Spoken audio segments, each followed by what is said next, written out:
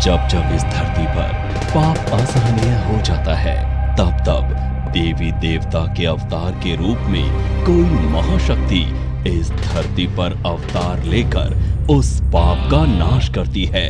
शक्ति से सृजन होता है और शक्ति से ही विध्वंस।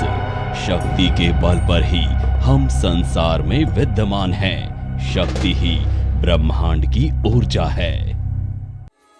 सनातन धर्म एवं संस्कृति के संवाहक, वेदों, पुराणों, शास्त्रों एवं उपनिषदों के ज्ञाता, गीता, गंगा एवं गायत्री के संरक्षक, मां महादुर्गा के परम साधक, परम ज्ञानी, महान चिंतक, दार्शनिक एवं वैज्ञानिक, सुप्रसिद्ध ज्योतिषाचार्य, हस्तरेखा, अंक शास्त्र एवं वास्तु विशेषज्ञ आचार्य स्वामी सुशील जी वर्षों वर्ष के गहन अध्ययनों एवं शोधों के उपरांत आपके लिए लेकर आए हैं।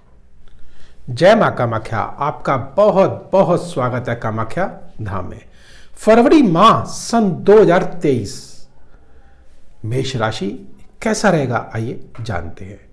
और उन तिथियों को भी जानेंगे जिन तिथियों को हमको कार्य नहीं करना चाहिए।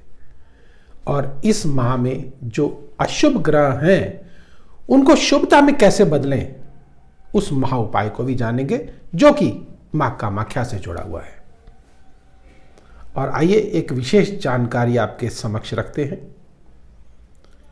कि जो जातक विदेश जाना चाहते हैं, नहीं जा पा रहे हैं, अड़चने आ रही हैं, वीज़ा नहीं लग पा रहा है, और जिनका लग भी गया है, जो जा भी चुके हैं और वहाँ जाकर कि क्या करेंगे, नौकरी मिलेगी, व्यापार मिलेगा, या हम वहाँ सेटल होंगे या वापस आ जाएंगे, इन सभी समस्याओं से अगर निकलना चाहते हैं, जानना चाहते हैं, तो इस वीडियो को लाइक करें, सब्सक्राइब करें और बेल बटन को अवश्य दबाएं, जिससे अगला वीडियो आपके पास सबसे पहले पहुंचे और आप लाभान्वित हो सके। एक बहुत महत्वपूर्ण जानकारी और आपके समक्ष रखता हूं।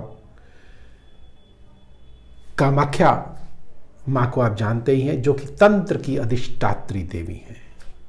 अगर आप किसी भी अदृश्य बाधाओं से जूझ रहे हैं और नहीं समझ पा रहे हैं कि यह ग्रह पीड़ा है या कोई ऊपरी पीड़ा है, या ऐसा क्यों हो रहा है, हमारी समझ से बाहर है, तो आप मां कामाख्या की शरण में आकर के अपनी समस्या से निजात पा सकते हैं।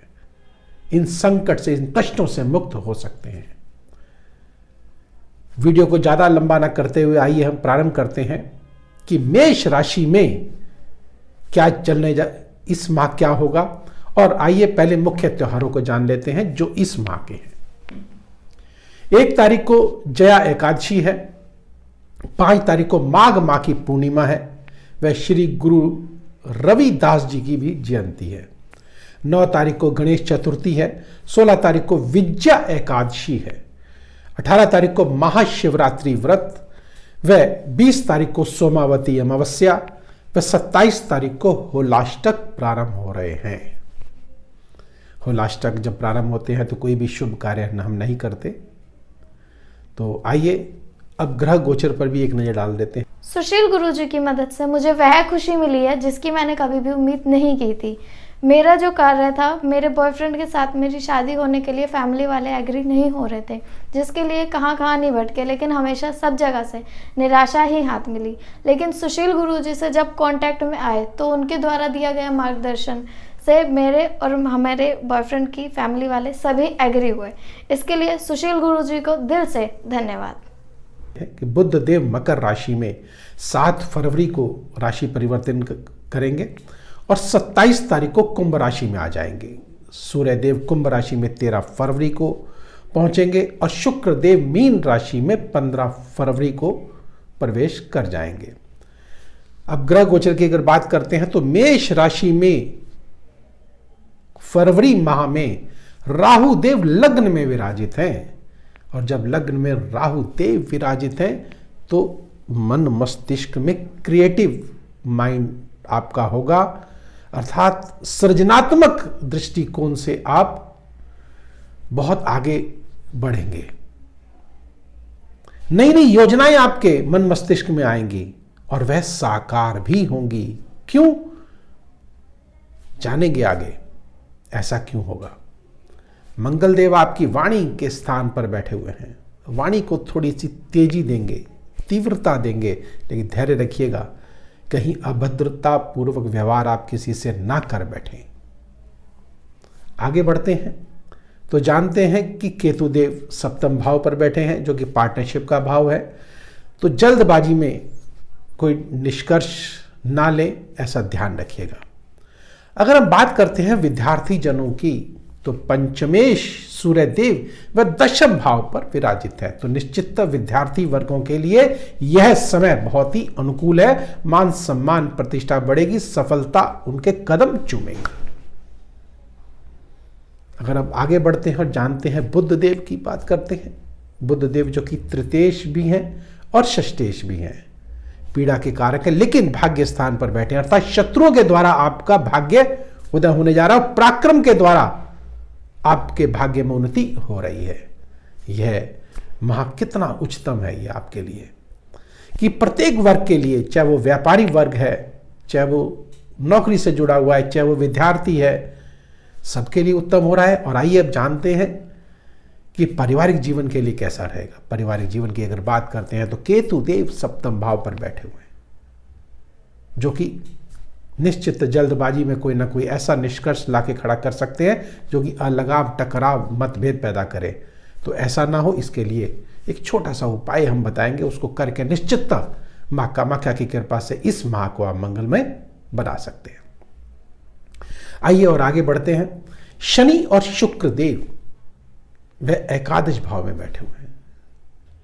कर्म के स्वामी शनि देव आय के स्थान पर बैठे हैं, आपको प्राप्ति कराने आया। जो जातक शनि से संबंधित कार्यों को करते हैं, शनि से संबंधित आप जानते हैं लोहे से संबंधित कार्य हैं, नौकरी से संबंधित जितने भी जातक हैं उनके लिए निश्चित विशेष उत्तम माह आई है, क्योंकि शनिदेव नौकरी वालों के लिए बहुत ही उत्तम होते हैं।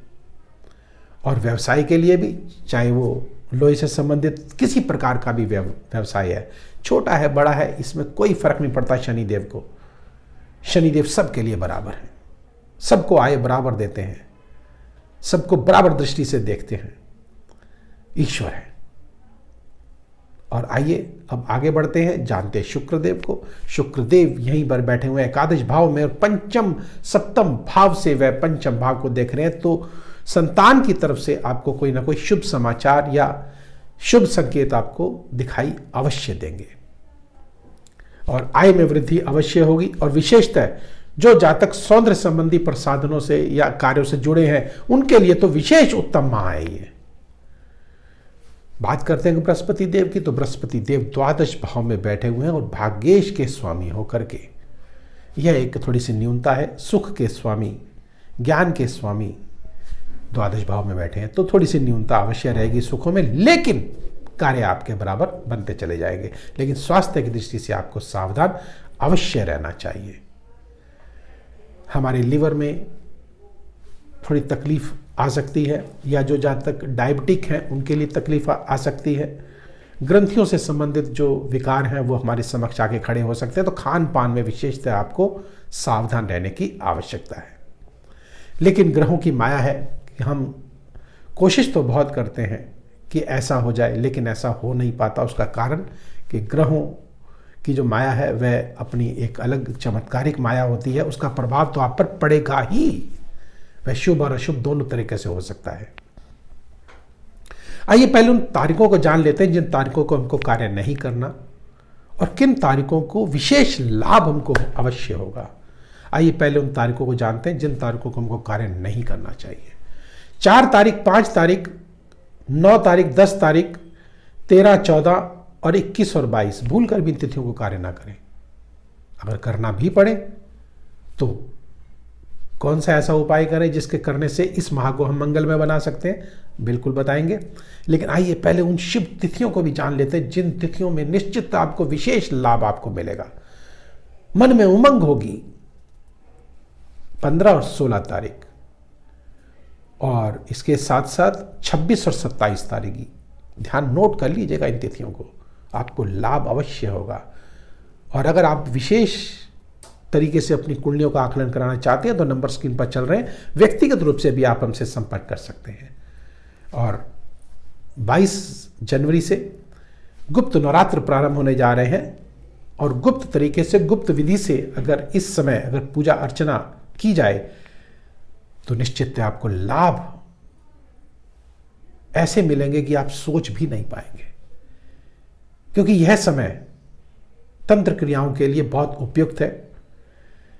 और लेकिन इसको गोपनीय रखना भी बहुत आवश्यक है।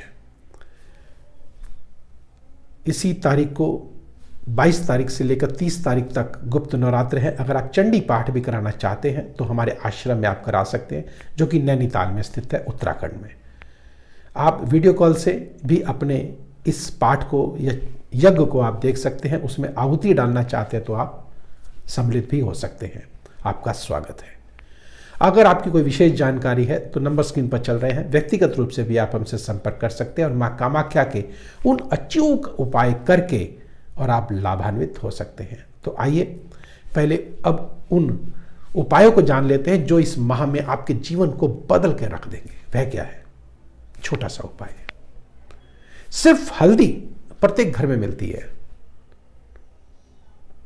और प्रातःकाल स्नान करने के उपरांत आप हल्दी का तिलक माथे पर लगा लीजिए और बड़े बुजुर्गों का आशीर्वाद करते हुए अपने कार्य को प्रारंभ कीजिए। निश्चितता माँ कामाख्या की कृपा से इस माह को आप मंगलमय व चमत्कारिक रूप दे सकते हैं।